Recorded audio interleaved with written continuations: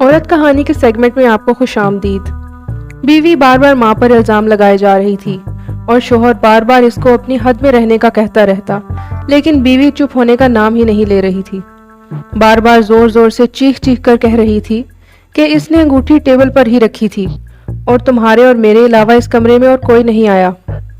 انگوٹھی ہو نہ ہو ماں جی نہیں اٹھائی ہے۔ بات جب شوہر کی برداشت سے باہر ہو گئی تو اس نے بیوی کے گال پر ایک زوردار تمانچہ دے مارا۔ ابھی 3 ماہ پہلے ہی تو شادی ہوئی تھی۔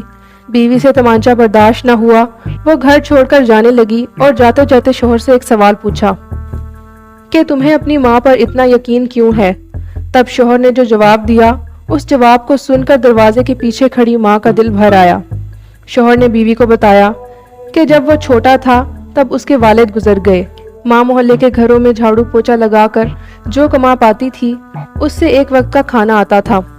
ماں ایک پلیٹ میں مجھے روٹی دیتی تھی اور خالی ٹوکری ڈھک کر رکھ دیتی تھی اور کہتی تھی میری روٹی اس ٹوکری میں ہے بیٹا، تو کھا لے۔ میں بھی ہمیشہ آدھی روٹی کھا کر کہہ دیتا تھا کہ ماں میرا پیٹ بھر گیا ہے، میں نے اور نہیں کھانا۔ ماں نے مجھے میری جھوٹی آدھی روٹی کھا کر پالا پوسا اور بڑا کیا ہے۔ آج میں 2 روٹی کمانے کے قابل ہوا ہوں، لیکن یہ کیسے بھول سکتا ہوں کہ ماں نے عمر کے اس حصے پر اپنی خواہشات کو مارا ہے۔ وہ ماں آج عمر کے اس حصے میں کیسے انگوٹھی کی بھوکی ہوگی، یہ میں سوچ بھی نہیں سکتا۔